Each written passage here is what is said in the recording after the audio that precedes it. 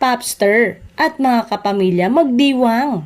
Mas kikislap ang ating ABS-CBN Christmas ID para sa taong ito dahil makakasama pa rin natin ang nag-iisang popstar royalty at Queen of Kapamilya Christmas ID, Sarah Geronimo.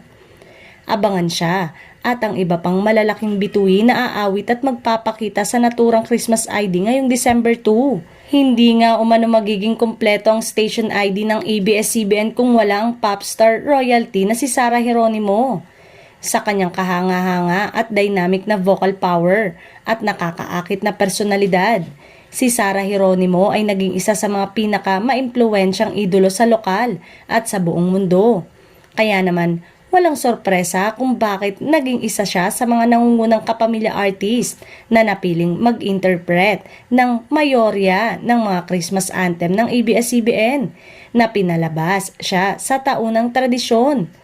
Samantalang, dahil dito ay natuldukan na rin ang isyong lilipat ang singer-actress sa Kapuso Network.